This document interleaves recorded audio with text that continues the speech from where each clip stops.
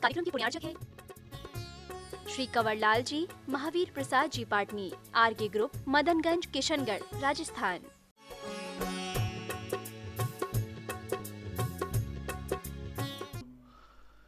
नमो लोये सव्साहूर्णं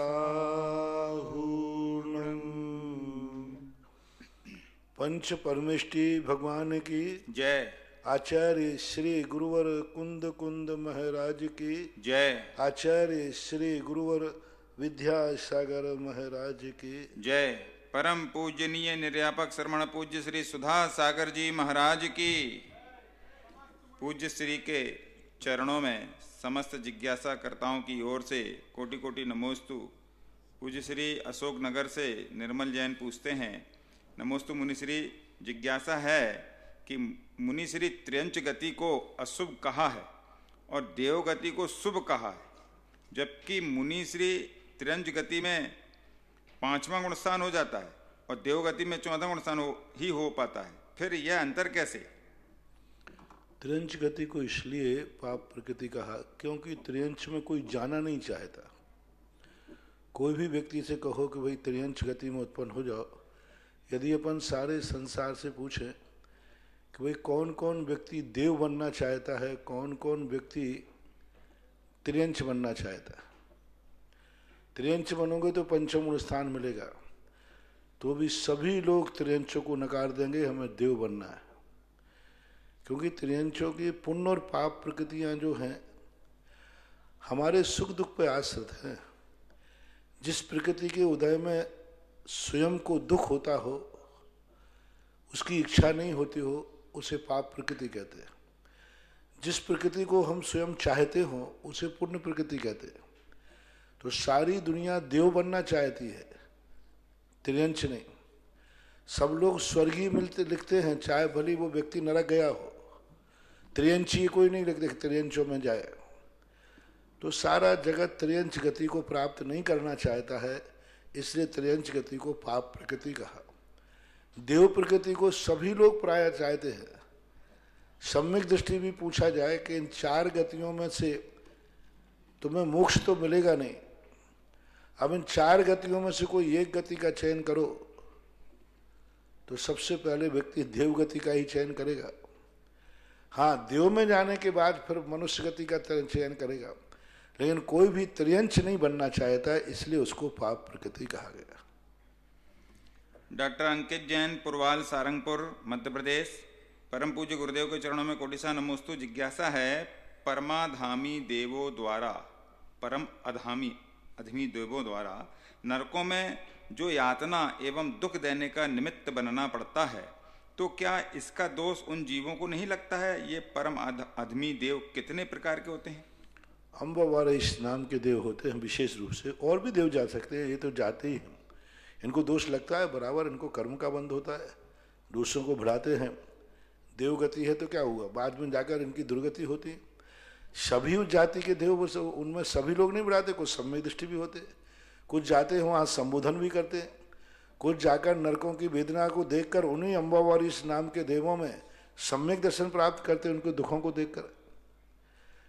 तो ऐसा जानना चाहिए, लेकिन जो करते हैं उनको पाप का बंध होता है। संस्कार जैन, बनगांव जिला, दमोह, मध्य प्रदेश से। महाराज जी के चरणों में कोटिसा नमोस्तु मिच्छामी।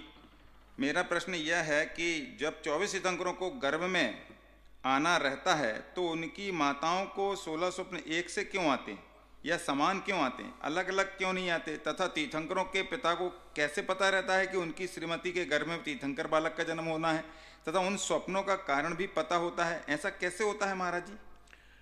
एक नियोगी क्रिया कहलाती है।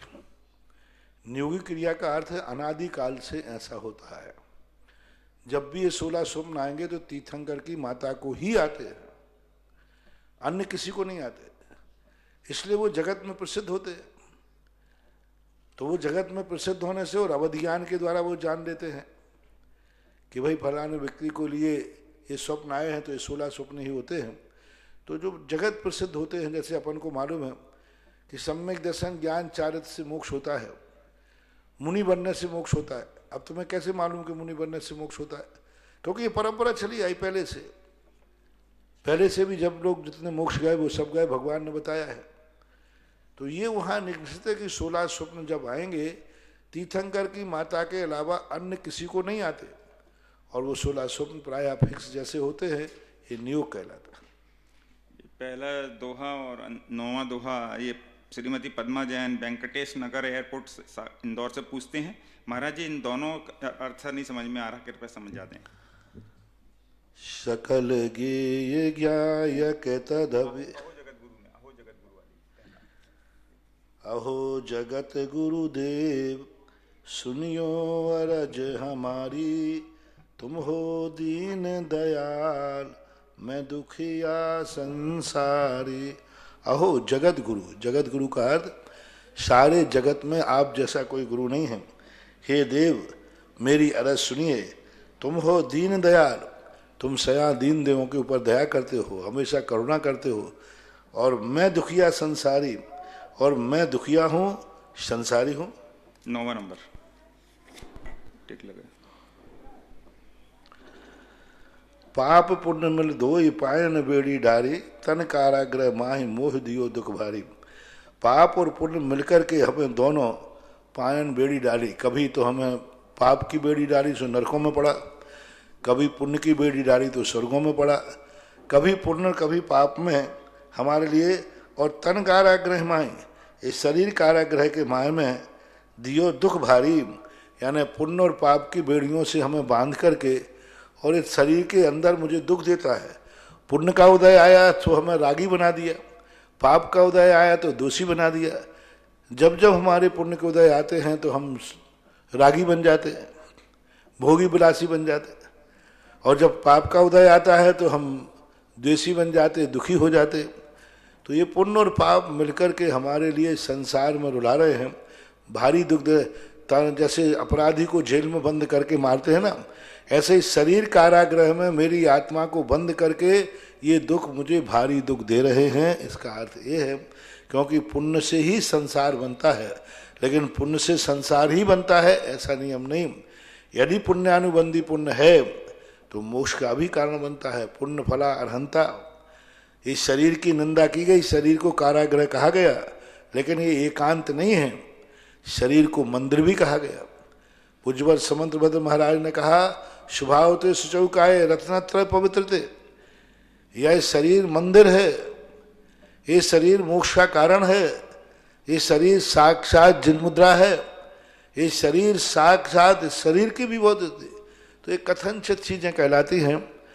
जैसे धन हु बुरा भला कहिए, धन परिग्रह में आता है, लेकिन पाप ही है ऐसी बात नहीं, धन अच्छे कार्य में लगे तो भला हो जाता है। तो ये अनेकांत कथन मानना चाहिए। शरीर को सदा कारागृह ही मान लेंगे तो शरीर तो हमारे लिए बहुत कार्यकारी होता है। गुणहीनों के लिए शरीर कारागृह है, गुणवानों के लिए शरीर कारागृह नहीं, साधनभूत है। काया राखे धर्म, ऐसा भी कहते हैं, काया से धर्म होता है। इसी प्रकार पुण्य, जो पुण्य के उदय में, पुण्य के कार्यों में संसार के पाप करते हैं उनके लिए दुख भाई है, और जो पुण्य के उदय से धर्म कार्य में लगाते हैं, पुण्य के उदय से मिली हुई वस्तु को धर्म में उपयोग करते हैं, तो उन्हें कारागृह नहीं कहते, उन्हें साधन कहते हैं, ऐसा माना। इनका दूसरी जिज्ञासा इनकी, कहते हैं अपनों के लिए सारे संसार लड़ लेना, मगर कभी भी संसार की बातों में आकर अपनों से मत लड़ना, क्योंकि संसार कभी साथ नहीं देता, साथ हमेशा अपने ही देते हैं। फिर भी व्यक्ति संसार की बातों में आकर अपनों से लड़ता है, गलत समझता है, ऐसा क्यों महाराज जी? ये दोष कहलाता है, यही तो सबसे बड़ी कमजोरी है। संसार के व्यक्ति की जब होनहार ऐसी होती है या उसका प्रमाद होता है, हित करने वालों को तो बुरा भागता है, हित करने वालों से दूर भागता है, और अहित करने वालों का साथ देता है।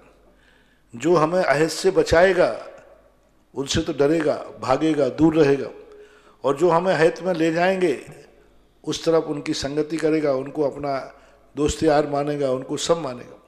तो यही संसार की कमी है, कर्मों की कमी, प्रमाद की कमी, तत्व दृष्टि की कमी। उसको स्वाध्याय नहीं है, तत्व दृष्टि नहीं है, और तत्व दृष्टि ना होने के कारण से ऐसा व्यक्ति मानता है यदि यही सब भूले नहीं हो तो फिर ये संसार कैसा है। ऐसा अंजलि जैन कोटा से पूज्य मुनिश्री के चरणों में कोटिशः नमोस्तु। पूज्य श्री, कहा जाता है कि जैसे माता पिता वैसी संतान, तो हम यह समझना चाहते हैं कि जब माता पिता शिक्षा समान लालन पालन करते हैं, फिर भी एक संतान अच्छी संगति करता है और एक संतान बुरी संगति करता है, तो महाराज जी जिज्ञासा यह है कि इसमें किसका दोष है, कर्मों का, बच्चों के, या माता पिता का? अनेकांत दोनों चीजें। कुछ ऐसे कर्म लेकर व्यक्ति आता है, एक विद्यार्थी को मास्टर सभी को एक समान पढ़ाते हैं, लेकिन सबकी क्षमता एक साथ नहीं होती। खेत में गेहूं भी सब एक साथ बोते हैं, लेकिन सभी गेहूं की एक समान उपज नहीं होती। तो दो तरफ है। हमारे यहाँ अनेकांत धर्म एक ऐसा है, कभी कभी उपादान इतना कमजोर होता है कि अपन उसके निमित्त के साथ कितना भी संस्कार दें। देखो, ऋषभ देव के परिवार में सारे लोग मोक्षगामी जीव थे, लेकिन मारीच नरकगामी जीव था, उल्टा गया। अब कौन से संस्कार की कमी रह गई? ऋषभ देव की गोली में खेला गृहस्थ अवस्था में। भरत चक्रवर्ती जैसे पिता, बाहुबली जैसे चाचा, ब्राह्मी शुद्धि जैसे पुआ, सारा घर तो एकदम बैरागी घर था, फिर भी मारीच भटक गया। तो अब उपादान की भी कई बार वो रहती है, लेकिन सदा उपादान की ही नहीं होती।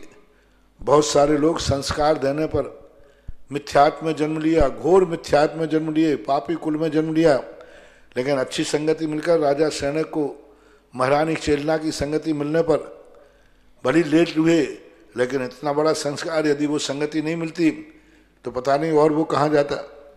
तो ये दोनों अनेकांत हैं, एकांत नहीं। निमित्त ही सब कुछ करता है, सो बात नहीं। निमित्त के बिना ही सब कुछ होता है, सो बात नहीं। दोनों का बराबरी का सौदा है। निमित्त भी मिले, उपादान भी जागे, तभी जाके कार्य होगा। अभी मध्याह्न में स्वाध्याय में आया कि जिस वस्तु में योग्यता है तभी कार्य होगा, जिसमें योग्यता नहीं है वो लाख निमित्त मिल जाए तो नहीं होगा। और कितनी ही योग्यता लिए रहे, निमित्त नहीं मिलेगा तो कार्य नहीं होगा। कितने प्रयास कर लेना, सारी योग्यता है लेकिन माचिसी कार्य नहीं मिलेगा तो अपने आप दीप कभी जलेगा नहीं। पर का सहयोग उससे चाहिए ही जलना है तो। और लाखों कारियां जला दो, यदि दीपक में घी बाती नहीं है तो वो जलने वाला नहीं है, ऐसा मानना चाहिए। श्रीमती माधुरी आशीष, बनगांव जिला दमोह। नमोस्तु महाराज जी, मेरा प्रश्न है, मेरा रात्रि भोजन करना कराना बनाना का त्याग है, लेकिन मेरा नियम तो पल रहा है, पर कोई रिश्तेदार जब घर में आ जाते हैं तो उनके लिए मुझे बनाने के लिए मजबूर किया जाता है। तो मैं पूछना चाहती हूँ, मुझे ऐसा कुछ उपाय बताएं जिससे कि मेरा नियम भी पल जाए, वो लोग बुरा भी ना माने। नहीं, बुरा नहीं मानेंगे। आप थोड़ा सा दृढ़ रहें, 2-4 दिन के 2-4 बार में ऐसी बुराई मानेंगे, एक बार थोड़ा विकल्प आएगा, बाद में उनको बुरा नहीं लगेगा। कोई बुरा नहीं मानता। 1-2 हम कितने बार तुम लोगों को कहते हो, तब भी तुम लोगों को नहीं लगता कि भैया महाराज जी इतने बार कह रहे हैं, महाराज जी को बुरा नहीं लग जाए। और तुम्हारे ब्याह जी को तुम एक दिन बना के नहीं खिलाया तो तुम्हें डर लग गया कि बुराई हो जाएगी। हम साधु लोग कितनी बातें तुम लोगों से कहते हैं कि ये मत करो मत करो मत करो, तुम भी करते हो, तुम्हें ये बल में नहीं आता कि महाराज जी बुरा मान जाएंगे। उधर जाकर के ब्याह जी का एक, अरे क्यों बुरा मानेंगे? जो बुरा मानते हैं वो पूर्व भाव का बैरी है, और जो कहेगा नहीं तुमने जब त्याग कर दिया तो मैं तुम हाथ में बनाओगे, वही हितैषी। यदि तुम्हारा रात्रि भोजन बनाने खाने का त्याग है और कोई रिश्तेदार तुमसे बुरा मानता है, आप बड़े नियम पालन करने वाली आ गई, मुझे नहीं खिलाओगे तो मैं बुराई मान जाऊंगी, समझ लेना वो तुम्हारा ब्याही जी नहीं है, रिश्तेदार नहीं है, पूर्वों का बैरी है जो तुम्हें धर्म से भ्रष्ट करना चाहता है। एक स्थान पर ऐसी घटना घटी थी। एक कुंवर साहब ने नियम ले लिया सास ससुर, तुम अपने हाथ से बना के खिलाओगे, उसी दिन हम ससुराल में आएंगे। सासू के हाथ का बना हुआ रात में खाऊंगा, वो भी बना के खाएगी और हमें भी खिलाएगी, वो खावे या नहीं खावे उसी के हाथ है। सासू ने कह दिया कि तुम भली घर मत आओ, मैं तो नियम नहीं तोड़ूंगा। ये कहलाते पूर्व भाव के बैरी। जो व्यक्ति हमारे धर्म को नियम तोड़ें और हम नहीं तोड़ें तो बुरा माने, निश्चित समझ लेना ये पूर्व भाव का तुम्हारा कोई बैरी दुश्मन है जो तुम्हारी जिंदगी को नाश करना चाहता है। बुरा मानने की क्या जरूरत है इसमें? यदि सम्यक दृष्टि है, ज्ञानी है, तो वो कहेगा कि अच्छी बात है, मैं नहीं छोड़ पा रहा हूं तो कम से कम तुमने छोड़ दिया। तो एक तो बैरी मान लेना, दूसरा एक दो बार दृढ़ रहना, उसके बाद सब ठीक हो जाएगा, सबको मालूम चल जाएगा। फिर हर व्यक्ति आते समय सोचेगा कि भाई वहाँ रात में मिलने वाला नहीं है। अरविंद कुमार जैन शिवरार्थी जयपुर से, पूज्य श्री के चरणों में कोटिसा नमोस्तु। महाराज श्री, मेरी जिज्ञासा है कि पूज्य गुरुवर मैं जिस मंदिर में पूजा अभिषेक करता हूँ उसमें आदिनाथ भगवान मूल नायक हैं। वेदी पर कुल 11 प्रतिमा हैं, जिसमें एक नंदीश्वर दीप चांदी के आकार का, जिसमें चारों तरफ छोटे छोटे आकार की 13 प्रतिमाएं जड़ित हैं, जो कि वेदी पर दीवाल से टिकी हुई है। लेकिन दर्शन करने हेतु दीवाल के सहारे की तरफ के एक दिशा की प्रतिमाओं के दर्शन नहीं होते, तो एक कांच का शीशा एक विद्वान पंडित के दिशानुसार लगा दिया दर्शन सुलभ हो सके। तो यह कांच का शीशा वेदी के सहारे रखना क्या उचित है और क्या समाज पर विपरीत प्रभाव भी पड़ सकता है? अभी परिस्थितियां हैं, ऐसा कोई छोटी मोटी प्रतिमा के सामने से लगाने से कोई प्रभाव नहीं पड़ता। ये व्यवस्थाएं हैं, जैसी स्थितियां हैं वैसे कर लेना। विवेक जैन जावर, मेरे पूज्य गुरुदेव के चरणों में सत नमन। 50 साल से चूल्हे अलग हैं 2 सगे भाइयों में, एक भाई ने आत्महत्या कर ली, तो सूतक कितने समय का लगेगा? सगे भाई हैं तो सगे भाई को तो लगना ही चाहिए सूतक। ऐसा अलग अलग हैं, अलग अलग हैं तो, लेकिन पीढ़ी तो एक ही है ना, सगे तो हैं ही। कुलदीप जैन न्यूयॉर्क अमेरिका, परम पूज्य निरापक मुनि 108 सुधा सागर महाराज के पावन चरणों में त्रिबार नमोस्तु। गुरुवर, मेरी जिज्ञासा है, चांद खेड़ी में असीम कालीन भक्तांबर विधान की कब से शुरुआत होने वाली है? कृपया बताकर अनुग्रहित करें। अब ये कहानी तो हमने तो उस दिन जब प्रश्न आया था तो हमने तो घोषणा कर दी थी, और शायद नाम भी पूरे हो गए, 300 से ऊपर पहुंचे। क्यों? चांद खेड़ी के 400 तक लगभग नाम हो गए हैं। अब मैं तो अपनी तरफ से बोलूँगा नहीं, कमेटी कहेगी कि शुरू कराओ तो करा दूंगा। ये तो कमेटियों के ऊपर आग्रह है। आप कमेटी, चांदखेड़ी कमेटी से पूछें कि वो कब शुरू करा रहे हैं। जब वो लोग कहेंगे तो यहाँ शुरू हो सकता है, करा सकते हैं।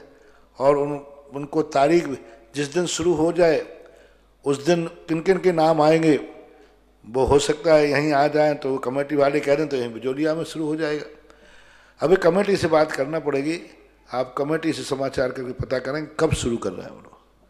संजय मीना जैन आधारताल जबलपुर, भगवान मेरे पुत्र की शादी के संबंध आ रहे हैं, घर पर देखने वाले आते हैं। मैंने उनको साफ कह दिया कि मैंने गुरुवर सुधा सागर महाराज से 2 प्रतिमा ली हैं। मेरे घर में बरसों से आलू प्याज नहीं बनते, अभक्ष नहीं बनता। तो लड़की वाले कहते हैं कि मेरी लड़की बिना आलू प्याज के नहीं रह सकती। मैंने उन्हें कहा कि कच्चे केले के बहुत सारे व्यंजन बनते हैं, आलू से भी अत्यधिक स्वादिष्ट होते हैं, जिसमें धर्म की आराधना भी नहीं होती, पापों से भी बच जाते हैं। पर वे इस बात पर ध्यान नहीं देते और अपनी लड़की की शादी नहीं करना चाहते। जबकि मैं उनसे यह भी कह सकती हूँ, मुनि पुंगा सुधा सागर महाराज मेरे गुरु हैं, जिनसे शिक्षा ग्रहण की है कि बहू की बेटी की तरह रखना, शादी में कोई भीख नहीं मांगना। हम वैसे ही उनसे बोल रहे हैं कि हमें कुछ नहीं चाहिए, सिर्फ सूखी लड़की चाहिए, तब भी वो शादी करने को तैयार नहीं है। चिंता मत करो, जब तुम्हारा इतना पवित्र भार है तो कोई पापन थोड़ी तुम्हारे घर में आ जाएगी। कोई धर्मात्मा के घर में धर्मात्मा ही आएगी, इंतजार करो। आपको ये मानना चाहिए। एक बार किसी व्यक्ति ने कहा, बोले महाराज ये फलाना जैनी है, वो आहार नहीं देता। तो मैंने कहा कि मेरी अंजलि का चमत्कार है कि पापी के हाथ का आहार मेरी अंजलि में आएगा ही नहीं।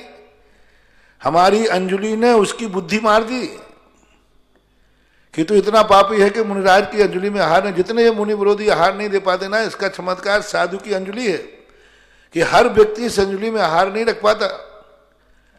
तो उस बेटे का पुण्य कह रहा है कि हर पापिन इस घर की बहू नहीं बन पाएगी। इसलिए तुम्हारे बेटे के पुण्य से ही वो ऐसा बक रहे हैं, वो ऐसा कह रहे हैं और देख के चले जाते हैं। चिंता मत करो, कोई जो साथी से पुण्य वाली बेटी होगी उसका आएगा, नियम से आएगा, और नियम से उसको ऐसा आएगा जिसके माध्यम से आदर्श बनेगा। जो लोग इस प्रकार होते, खुशी मनाओ कि अच्छा है इसने मना कर दिया, अच्छा है इसने अभी कह दिया, नहीं तो बाद में आकर भ्रष्ट करती और भ्रष्ट हो जाती। तो इसलिए आप ये गर्व करो कि ऐसा ऐरा खैरा मेरी बहू नहीं बन पाएगी, मेरी बहू बनेगी घर में तो कोई महान पुण्यात्मा होगी जिसका साथी से पुण्य होगा। इंतजार करो, बहुत अच्छा होगा। महेंद्र छाबड़ा लालकोड़ी जयपुर से, नमोस्तु महाराज जी, मेरी जिज्ञासा है, निगोदिया जीव कौन से कायक होते हैं?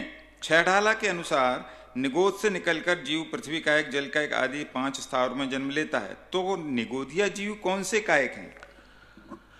सर्व आचार्य महाराजों ने निगोदिया जीव को वनस्पति काय के अंतर्गत लिया है, लेकिन पूज्यवर वीरसेन स्वामी महाराज ने प्रश्न मात्र उठा के छोड़ दिया कि ये निगोदिया जीव वनस्पति काय में नहीं आते।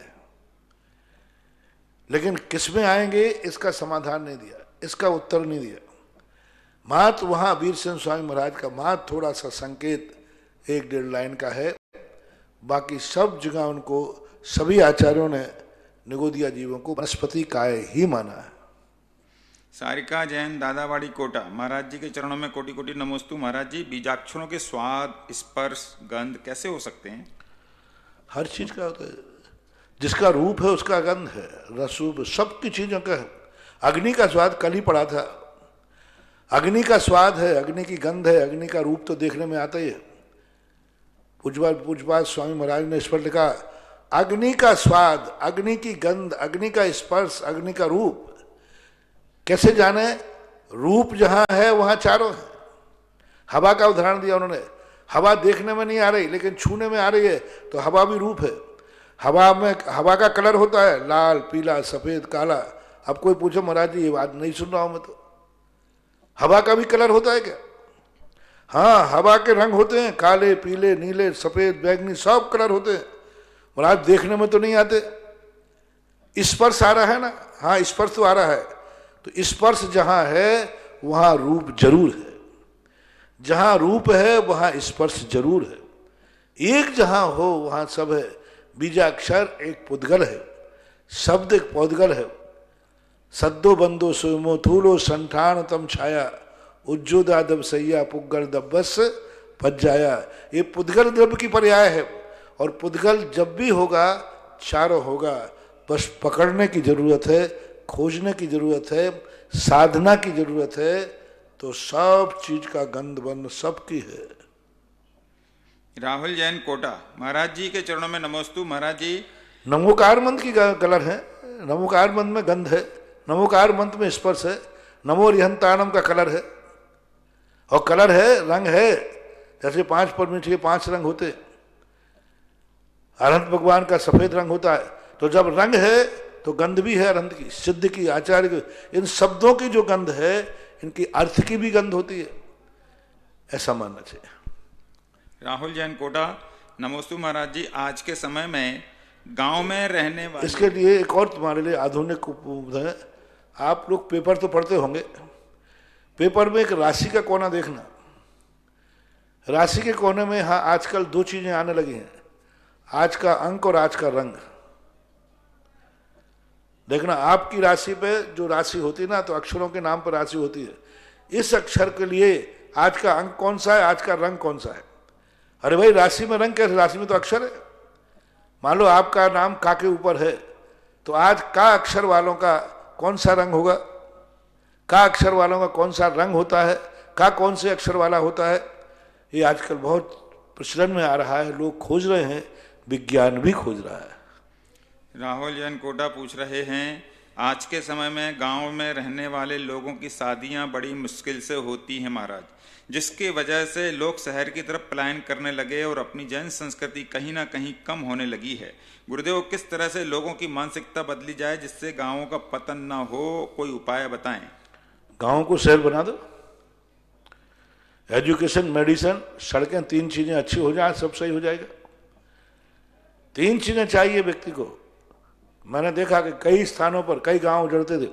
आमा एक गांव है सुदर्शन तीर्थ क्षेत्र का, कई साल पहले उजड़ जाता, अभी तक तो खाली हो जाता जैनियों से। मैंने पता किया क्यों उजड़ रहा है, बोले बच्चों को पढ़ाएं कहाँ, पढ़ाई नहीं है। वहीं पर एक स्कूल खोल दिया CBSE कोर्स का, गांव उजड़ने से बच गया, सब वहीं ज्यों के त्यों रुक गए। तो गाँव में करें क्या, मजबूरी है, ना मेडिसिन है ना एजुकेशन है, और बीमार हाल हो जाए तो ना वाहन है। 3 चीजें सही हो जाए, एक तो सड़क सही हो जाए जिससे वो कहीं भी आ जा सके, वाहन की व्यवस्था हो, और दूसरा उनके लिए पढ़ाने के लिए बच्चों के लिए, और मेडिसिन। ये 3-4 कारण है, इन 3-4 कारणों की सुविधा बने आज। और दूसरा कारण है, अब आगे जाकर जब चारों तरफ प्रदूषण फैल जाएगा, अभी देखो कोरोना शहरों में फैल रहा है, गांव के नाम नहीं आ रहे हैं, गांव में बहुत कम गांव में कोरोना का बहुत कम कहर है, वहां कभी लॉकडाउन ही नहीं हुआ। लॉकडाउन में भी गांव में खुले थे, वो गांव के बाहर नहीं जा रहे थे, लेकिन गांव में तो उठ बैठ रहे थे, सब जा रहे थे, आ रहे थे, सब चल रहा था। कई गांव वालों से मैंने पूछा, छोटे छोटे गांव वालों, उनके यहाँ खेती किसान, कितने लॉकडाउन हुआ, खेती किसानी बंद नहीं हुई, सब चल रहा है। तो गांव की तरफ भागेंगे। आज अमेरिका ने पहले गांव खत्म करके शहरों की तरफ लाए, अब वो गांव बसा रहा है। वो कह रहा है कि जहां एक साथ लोग रहते हैं वहां बीमारियां फैलती हैं, कुछ भी हो सकता है, और टुकड़े में रहेंगे तो समाज को बचाया जा सकता है।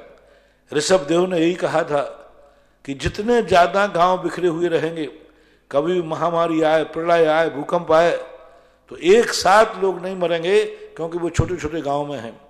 तो कल के दिन परिस्थितियों से जूझ करके गांव में भागेंगे। इसलिए मैं तो कहने लगा हूं कि तुमने भली गांव छोड़ दिया हो, लेकिन गांव की हवेली बेचना मत, क्योंकि ये परिवर्तनशील है। पता नहीं कब तुम्हारी 1-2 पीढ़ी के बाद लोग शहर में मास्क लगाएंगे, शहर में घबराएंगे, और गांव में जाकर सोएंगे, शहर में आके धंधा करेंगे। आने जाने में उनको तकलीफ नहीं होगी, क्योंकि वाहन की व्यवस्था होगी। तो फिर से गांव का लौटेगा। इसलिए तुम्हारे जो मकान वगैरह पड़े हों शहर गांव में, उनको ताला लगा के रखे रहो, बच्चों को सौंप के जाना। शायद तीसरी पीढ़ी के बाद सारे शहर के लोग गांव में बसना शुरू करेंगे। डॉक्टर अमित शाह, तलवाड़ा बांसवाड़ा। गुरुवर नमोस्तु। गुरुवर विवेकानंद जी का वाक्य था, उठो, जागो और अपने लक्ष्य की प्राप्ति तक मत रुको। इस वाक्य को लेकर संघर्ष रूपी विद्यार्थी जीवन गुजरा, और कुछ जवानी का भी, और अब जवानी से कुछ आगे बढ़ रहे तो गुजरे हुए बचपन और जवानी के कुछ वर्षों का अनुभव करते हैं। आपके प्रवचन सुनकर और कर्म सिद्धांत से तो ऐसा लगता है कि उस वाक्य की पूंछ तो पूर्व योनि में किए गए कर्मों ने पकड़ रखी है।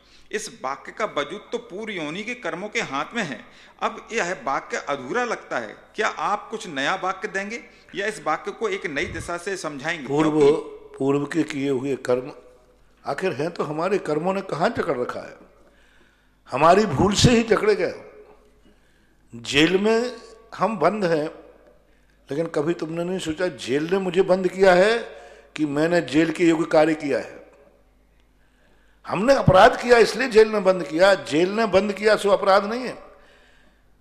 सरकार को तुम्हें जेल में बंद करना था इसलिए अपराध कराया नहीं, आपने अपराध किया इसलिए जेल में बंद है। फिर भी 90% व्यक्ति कर्म को बदल सकता है। 10% व्यक्ति कर्म अपनी जिद करता है निधत्त निकाचन के। और इस सिद्धांत को हम तो अपने जीवन में हमेशा यही बोलते हैं। जैसे उन्होंने कहा कि जागो, बढ़ो, अपने लक्ष्य को प्राप्त करो, और इसका एक ही तरीका है, फूल चुनने के लिए तुम रास्ते में मत रुको, आगे बढ़ो, गुलदस्ते इंतजार कर रहे हैं। हमें थोड़ा से फूल मूल मिल जाते हैं, हम उन्हीं को तोड़ने में समय खराब कर देते, शाम हो जाती। महावीर ने यही तो कहा, जब से जो पुण्य का उदय आया उसको छोड़ो।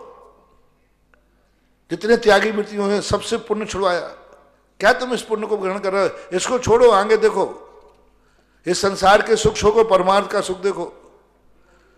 ये छोटे मोटे घटिया पुण्य छोड़ दोगे, आगे और बढ़िया मिलेगा। इसलिए थोड़े बहुत पुण्य के उदय के लिए अपना रास्ता मत रखो। पंचेंद्रियों के विषय के छोटे छोटे आकर्षण अपन को रास्ते में मिलते हैं, अपन उन्हीं में अटक जाते हैं। आगे बढ़ो, गुलदस्ते इंतजार कर रहे हैं। वंदना जैन, सतना, मध्य प्रदेश। नमोस्तु भगवान।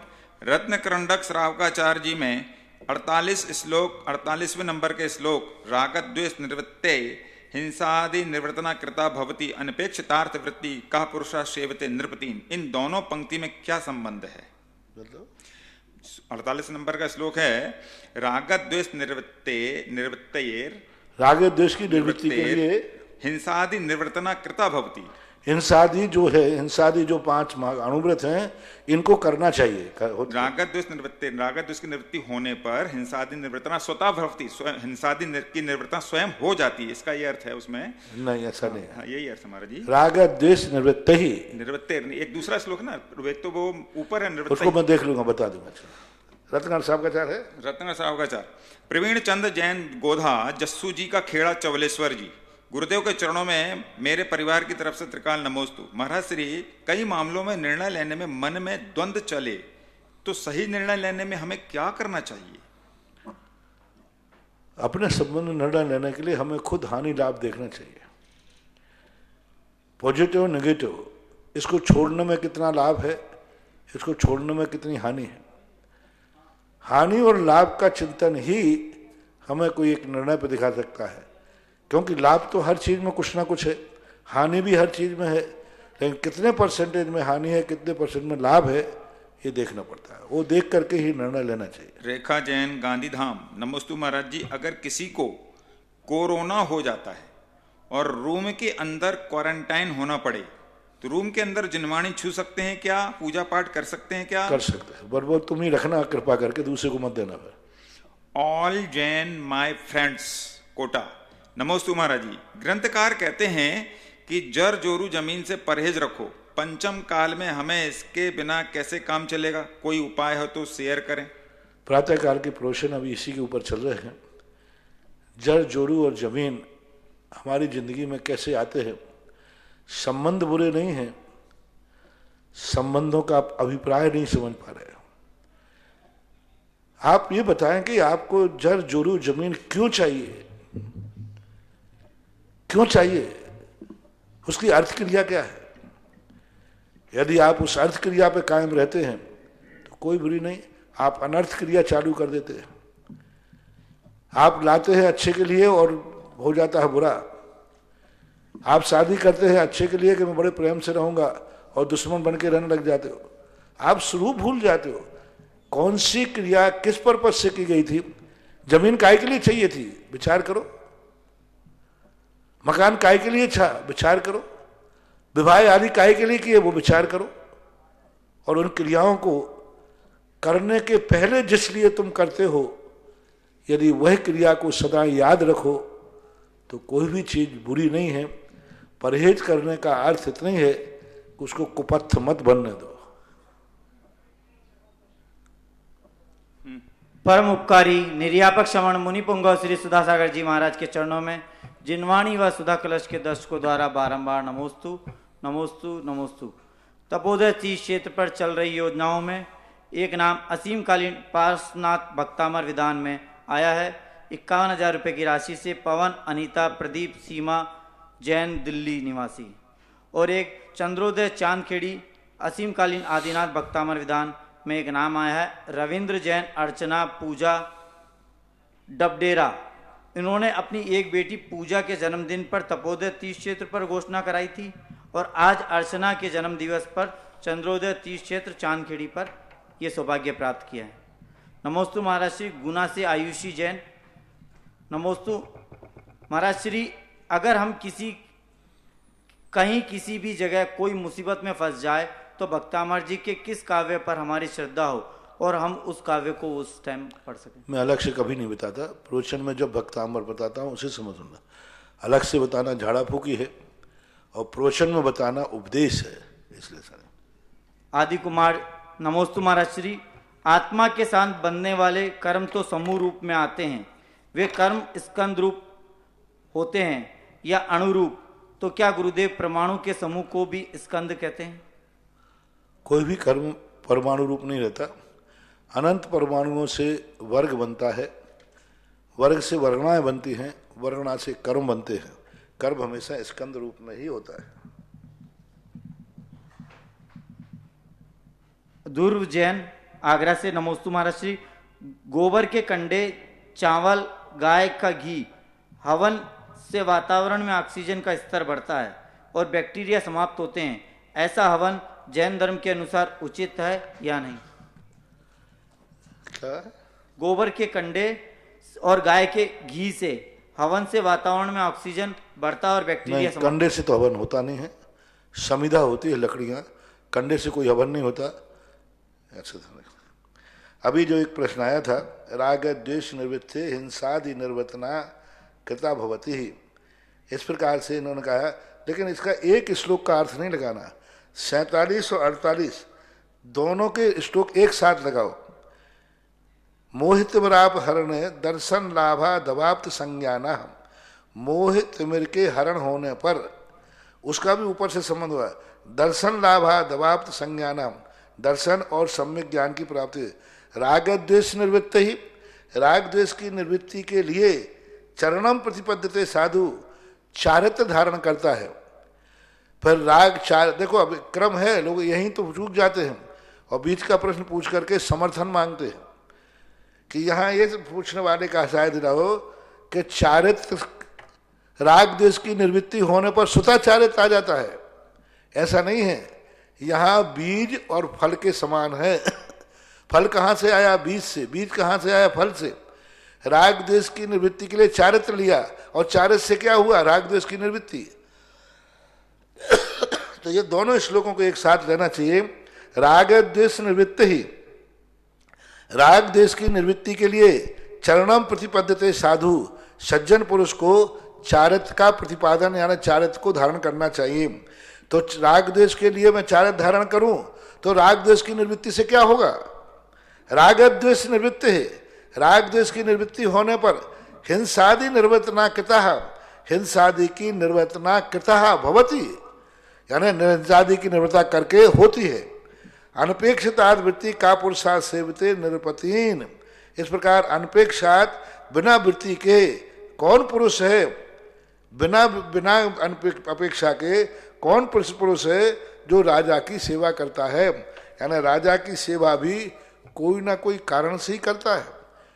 यानी यहाँ ये कहा गया है कोई भी व्यक्ति राजा की सेवा कर रहा है तो क्या बिना अपेक्षा के करता है?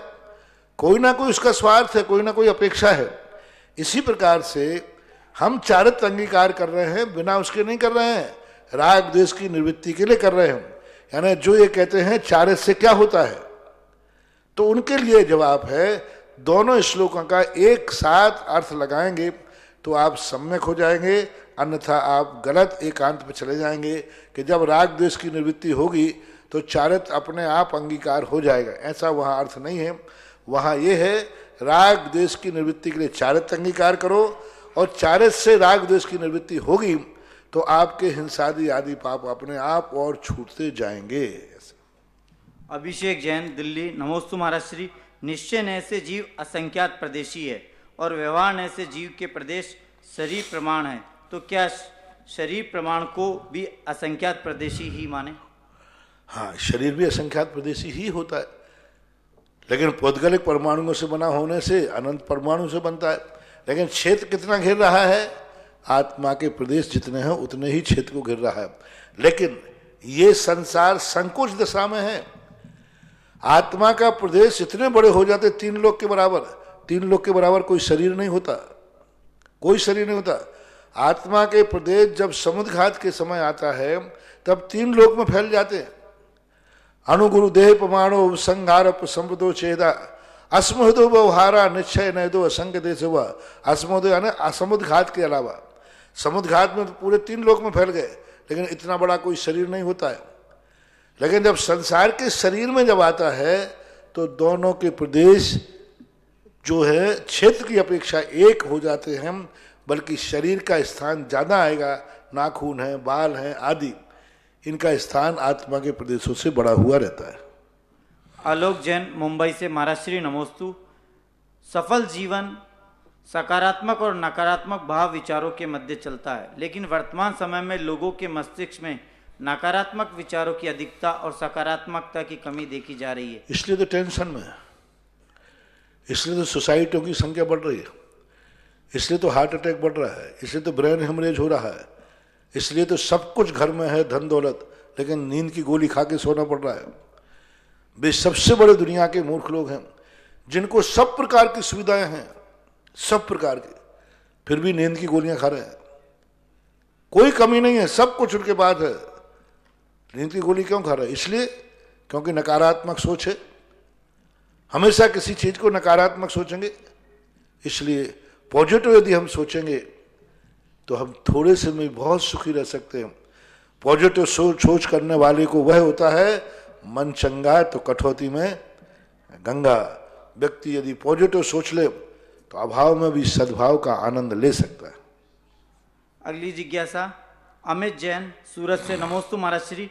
नीति है कि सत्य कड़वा होता है, क्या सत्य और कड़वे में विरोधाभास नहीं है? आखिर सत्य को कड़वा क्यों रखा गया? कड़वा का अर्थ सत्य व्यक्ति को रुचता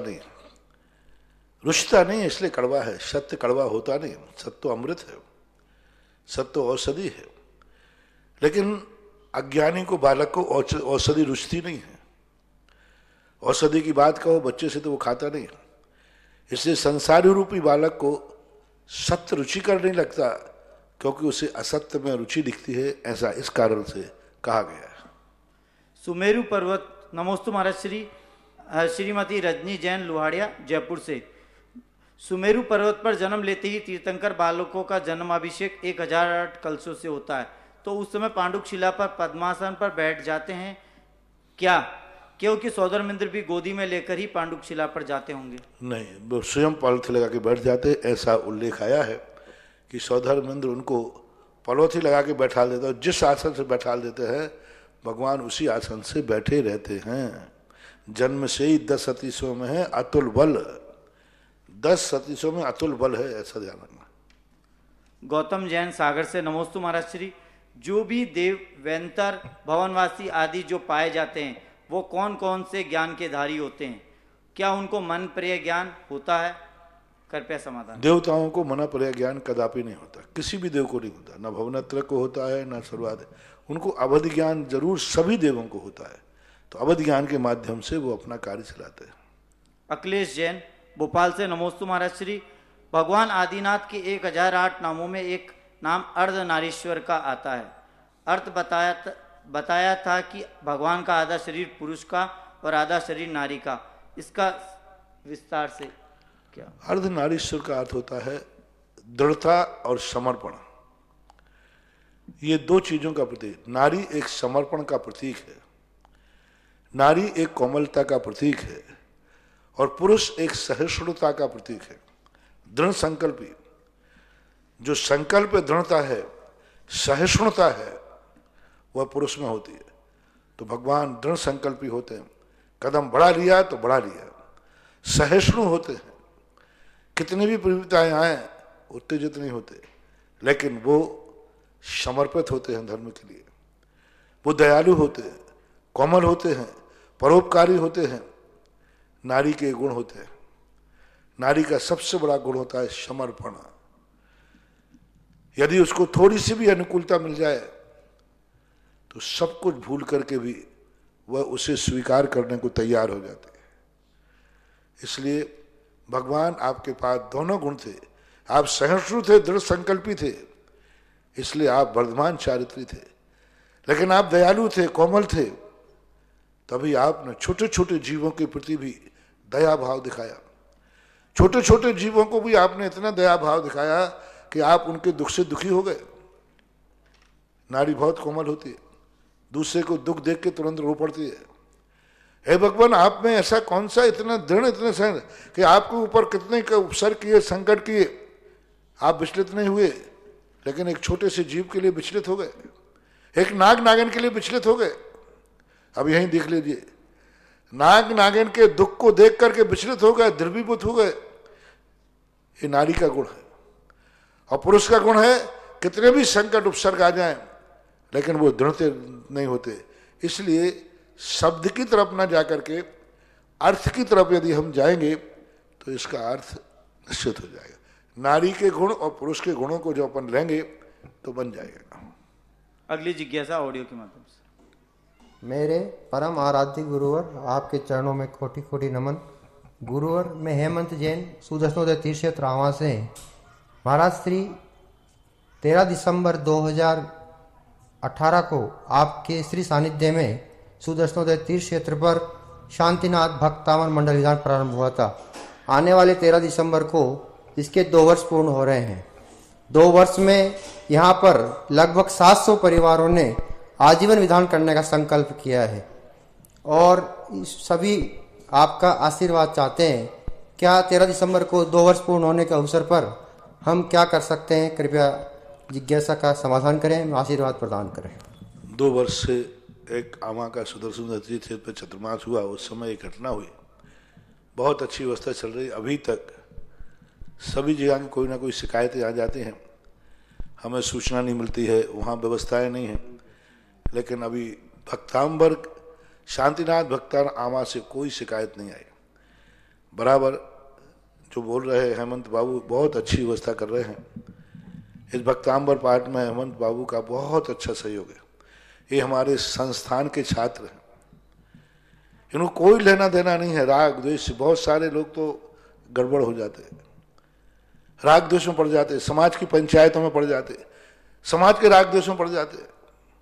हमारे संस्थान से निकले हुए बच्चे राग द्वेष में पड़ जाते हैं, समाज की इस पक्ष में उस पक्ष में, इस पक्ष में उस पक्ष में पड़ जाते हैं। लेकिन ये हेमंत बच्चा है जो सांगानेर छात्रावास का है, इसको कोई मतलब नहीं कमेटी में क्या हो रहा है, कौन कमेटी क्या है कि नहीं। इसका एक ही काम है, भक्तांबर का पाठ महाराज ने आशीर्वाद दिया था। आमा में और भी लोग हैं लेकिन ऐसा समर्पण नहीं कर पा रहे। 2 साल से मैं देख रहा हूं, मेरी भी निगरानी है, इतनी अच्छी व्यवस्था संभाल के रखी है, समाज में एका बना के रखा है, समाज में कोई राग द्वेष इसकी तरफ से नहीं। और जितने लोगों ने आते हैं सब संतुष्ट होकर जाते कि बराबर हमें हफ्ते भर पहले सूचना मिलती है, हम जाना है या नहीं जाना, हम समाचार देते हैं। बाबू तुमने बहुत अच्छा, आज तुमने प्रश्न करके तुम्हें मैं पूरा 2 दाल की व्यवस्थाओं में आमा की सारी कमेटी में सबसे नंबर 1 नंबर पाने लायक है तो सांगानेर का छात्र हेमंत शास्त्री, जो आमा का ही है और अच्छी सेवाएं दे रहा है क्षेत्र के ऊपर। बहुत अच्छा कार्य है। 13 तारीख के दिन आप इसको अच्छे रूप में मनाएं, जितनी आपकी जैसी भक्ति हो। अभी आपातकाल चल रहा है, 108 कलशों से शांति धारा, 108 शांति धारा, जितनी भी तुम्हारी कर सके, जितनी व्यवस्था बना सके, उस दिन अच्छे ठाट बाट से कार्यक्रम करो। भक्तांबर का बड़ा रूप दे करके अधिक से अधिक लोगों को बुला करके करें। और तुम्हारे लिए एक ही काम है, समाज के कई लोग तो पदों के इतने भूखे होते हैं, यदि उनको पद नहीं मिले तो वे क्षेत्र को छोड़ देते, गुरु को छोड़ देते। ऐसे ऐसे लोग मैंने देखे, पद की इतनी भूख कि पद के लोभ में गुरु को सब कुछ मानते हो, पद नहीं मिले तो गुरु को छोड़ दें, भगवान को छोड़ दें, समाज को तोड़ दें, तहस नहस कर दें। कार्यकर्ता के लिए कोई पद की जरूरत नहीं है। आज देख लीजिए सारे भारत को मैं कह रहा हूं, ये हेमंत लड़का किसी भी पद पर नहीं है, फिर भी आज मंच से पूरा आशीर्वाद खुले मंच से पा रहा है। ये आशीर्वाद तो अध्यक्ष भी नहीं पा पाए, ये आशीर्वाद तो मंत्री भी नहीं पा पाए, ये आशीर्वाद तो कोषाध्यक्ष भी नहीं पा पाए, पूरी कमेटी नहीं पा पाए। कार्यकर्ता के लिए कोई पद की जरूरत नहीं है। पद पर रखो या नहीं रखो, मुझे तो कार्य करना है, मुझे तो गुरु के आदेश मानना है, मुझे तो समर्पण अपने क्षेत्र के प्रति दिखाना है, तो दिखाना चाहिए। इसके लिए बहुत आशीर्वाद, आगे बढ़ाए, कार्यक्रम करें। अच्छे, बहुत अच्छा। मेरे आराध्य, मेरे गुरुवर मुनि पुंगा सुधा सागर महाराज जी, विश्व के बड़े बाबा पार्श्वनाथ भगवान पर असीम कालीन में एक नाम आया, Dhirendra Smita Shah, new Jersey, America से। अगली जिज्ञासा ऑडियो के माध्यम से। मेरे आराध्य, मेरे गुरुवर मुनि पुंगा सुधा सागर महाराज जी को मैं अनीता जन सहेली ललितपुर का बारंबार नमस्तु और मेरे परिवार का बारंबार नमस्तु।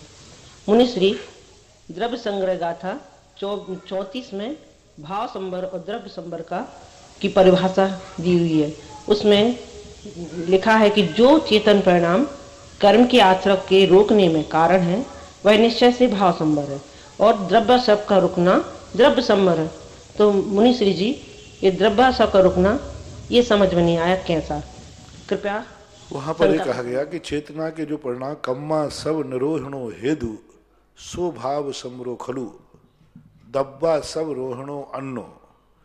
द्रव्य यानी जो 148 कर्मों का आश्रय हो रहा है, उन कर्मों को यथायोग्य अपने गुणस्थान के अनुसार, पद के अनुसार आने से रोक देना, यानी उस प्रकार के राग द्वेष नहीं करना। जैसे सम्यक दृष्टि हो गया तो अनंतानुबंधी जन कर्मों को रोक रहा है, देशप्रति होगा तो अप्रत्याश चौथे गुण स्थान के असंयम के कर्मों को रोक रहा है, मुनि बन गया तो जाकर के पीछे के जितने कर्म आश्रय हो रहे थे उनको रोक रहा है।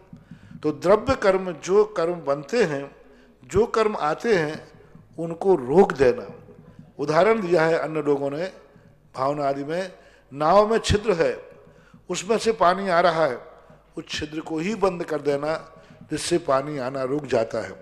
भाव संवर का अर्थ है आत्मा के राग देश मिथ्या आवृत्ति प्रमाद कसाय जो प्रत्यय हैं बंद के, उन प्रत्ययों को आत्मा में उत्पन्न नहीं होने देना, मिथ्या कसाय आदि।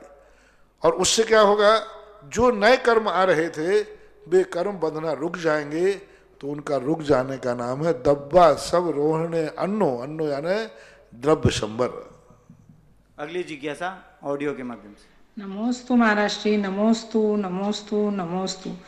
निर्यापक श्रवण मुनि श्री सुधासागर महाराज जी के चरणों में मेरा और मेरे परिवार की तरफ से त्रिवार नमोस्तु नमोस्तु नमोस्तु। पूज्य महाराज श्री, बराबर 1 साल हो गया, आज बहुत याद आ रही है। बेटी के चक्रवर्ती विवाह के लिए हम तैयारी के लिए आज ही के दिन आए थे। पूरा 1 साल हो गया महाराज श्री, और बहुत बहुत विजलिया की यादें हमें आज आ रही है। और महाराज श्री, मेरी जिज्ञासा ये है कि क्या कोई व्रती महिला प्रतिमाधारी जो घर में रहते हैं उनको घर का भी बहुत सारा काम करना पड़ता है और अव्रतियों को भी खिलाना पड़ता है, सब कुछ घर का काम करना पड़ता है, और वह सामायिक के लिए भी मांडी डाल के बैठती है और नीचे बैठती है, और भोजन के लिए भी बैठने के लिए तकलीफ होती है उसको, पूजन के लिए भी बैठती है 3 बार, सामायिक के लिए भी बैठती है, प्रतिक्रमण के लिए भी बैठ के प्रतिक्रमण करती है। तो क्या व्रती प्रतिमाधारी दूसरी तीसरी प्रतिमाधारी जो है वो क्या टेबल पे बैठ के, डाइनिंग टेबल पे बैठ के भोजन कर सकती है महाराज जी?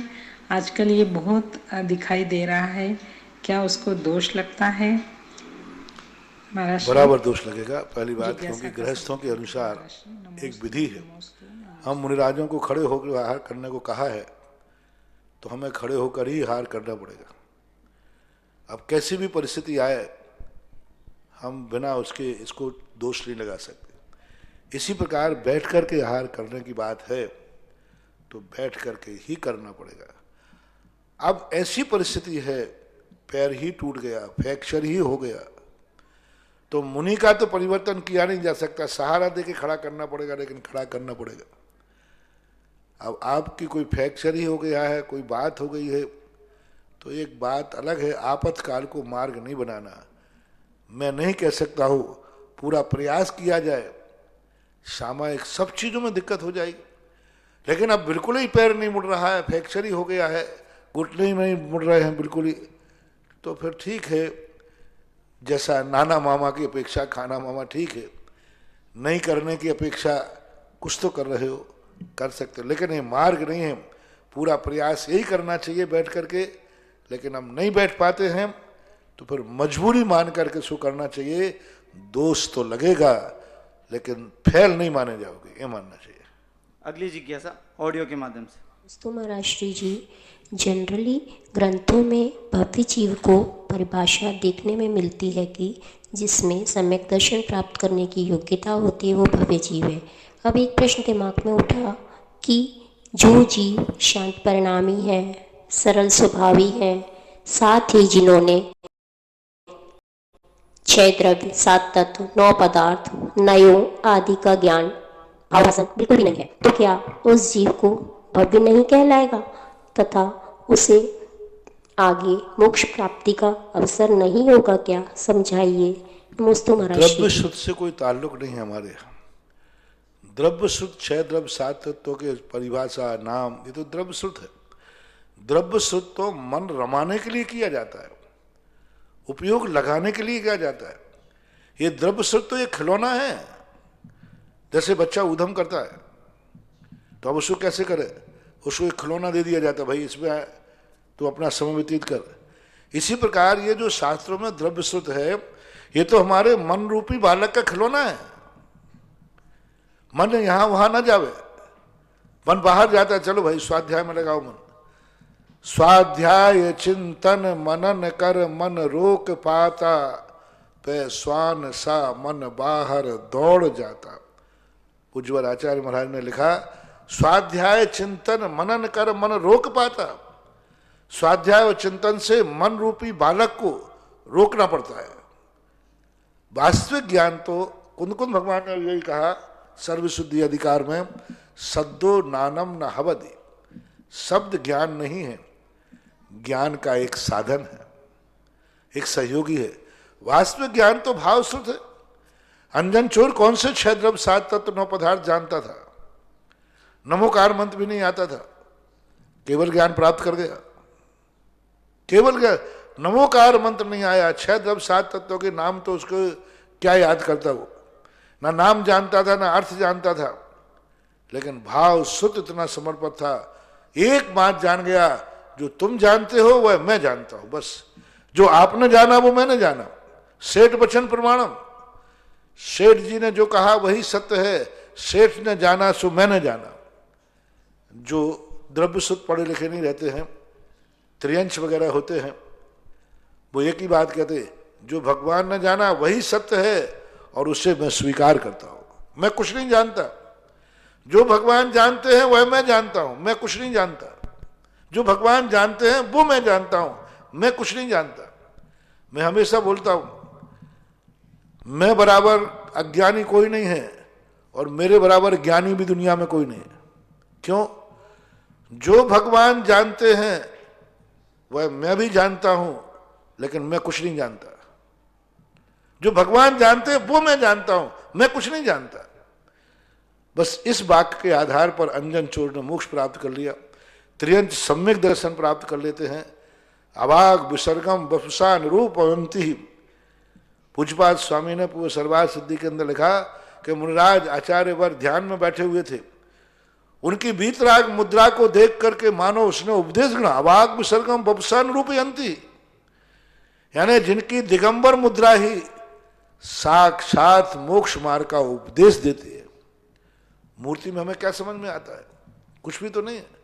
उनकी जो शांत मुद्रा है, अंग अंग निरखो जिन वर के जिनसे झलके शांति अपार, उस मुद्रा को देख करके तो अपन ज्ञान प्राप्त कर लेते। सम्यक दर्शन, असंख्यात त्रियंश, 6 द्रव्य 7 तत्व 9 पदार्थों के नाम भी नहीं जानते, अर्थ भी नहीं जानते, द्वादशांग का एक अक्षर भी नहीं जानते और सम्यक दृष्टि होते हैं। इसलिए भाव शुद्ध की यहां महत्वता है। द्रव्य शुद्ध तो मात्र मन रूपी बालक को बहलाने का खिलौना है। विश्व के बड़े बाबा पार्श्वनाथ भगवान की वेदी में स्वर्ण कार्य के लिए एक नाम आया। जम्बू, रेणु, मुकुल, नीलू, खटोड़ लाव्यांश की दूसरी वर्षगांठ के उपलक्ष्य में। अगली जिज्ञासा ऑडियो के माध्यम से।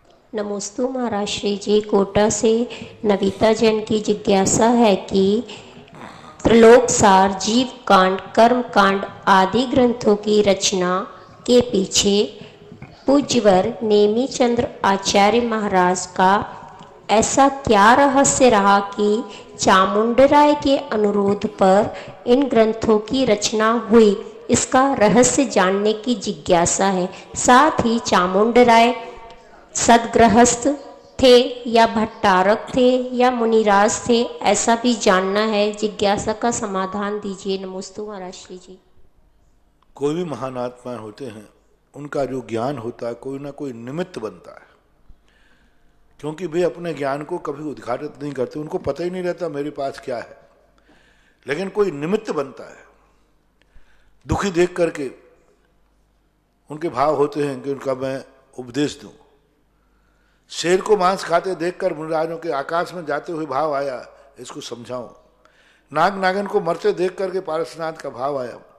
तो महान आत्माओं के जो अंदर की शक्ति है वो किसी ना किसी निमित्त पाकर के होती है। देखो ना, भगवान की वाणी भी भागन वश जो के बसाए, भाग्य पुरुषों के भाग्य से खिलती है। भगवान उपदेश देना नहीं चाहते, उनका उपदेश देने का भाव भी नहीं है, लेकिन भाग्यवान पुरुषों के भाग्य से भगवान उपदेश देते हैं। यही पता चलता है कि वो इतने बड़े भगवान होकर उनको उपदेश देने का भाव नहीं आया, लेकिन भाग्य पुरुषों से भाग अनवश जो के बसाए, भाग्यवान पुरुषों के पुण्य के कारण से भगवान उपदेश देते हैं। यानी उपदेश साधुओं का निमित्त परक होता है। एक घटना उनके पास घटी, वो सतखंडागम देख रहे थे और सतखंडागम जैसा ग्रंथ सिद्धांत ग्रंथ होने से गृहस्थ को पढ़ने की अनुमति नहीं थी। अतः उन्होंने उसी का सारांश बना करके गौमर सार, कर्मकांड, जीवकांड निकाला, लब्धि सार, छपड़ा सार निकाला। तो इस प्रकार के द्रव्य सगर आदि ये ग्रंथ उन्होंने लिखे, तो एक निमित्त बना लिया। चामुंडराय एक बहुत बड़े राजा थे, लेकिन उनके ऊपर भी कोई राजा था। राजा दूसरे बड़े राजाओं के यहाँ मंत्री आदि होते थे। जैसे राजा श्रेयान स्वयं में राजा था, लेकिन चक्रवर्ती का सेनापति था। वो अपने हस्तिनापुर का राजा था, लेकिन चक्रवर्ती की सेना में सेनापति था। इसी प्रकार से राजा होते हैं। तो इनको वीर मार्तंड, बहुत बड़े योद्धा थे, इन्होंने कई युद्ध जीते हैं। इनको राजा ने वीर मार्तंड की उपाधि दी और वीर मार्तंड के कारण से इनके लिए श्रावक थे, और श्रावक अवस्था में ये नेमीचंद महाराज को गुरु मानते थे। दक्षिण भारत के थे, श्रवण बोलना में आसपास कहीं भी होंगे। और नेमीचंद महाराज के पास जब गए तब ये घटना घटी। न भट्टारक थे और ना वे मुनि थे। बाद में जाकर के जब बाहुबली की प्रतिष्ठा हो चुकी है, बाद में ऐसा लोग कहते हैं कि चामुंडराय ने मुनि दीक्षा ली। उसका प्रमाण यह है कि एक चारितसार नाम का ग्रंथ है जो चामुंडराय के द्वारा लिखे थे, आचार्य चामुंडराय। तो उससे यह सिद्ध होता है कि बाद में जाकर के आचार्य चामुंडराय ने मुनि दीक्षा लेकर के और ग्रंथ की रचना भी की, इसलिए दिगंबर मुनि थे। और जब गौमर सार जीवकांड लिखा तब वो एक श्रावक थे, ऐसा माना। इस कार्यक्रम के पुण्यार्चक थे श्री कंवरलाल जी, महावीर प्रसाद जी पाटनी, आरके ग्रुप, मदनगंज, किशनगढ़, राजस्थान।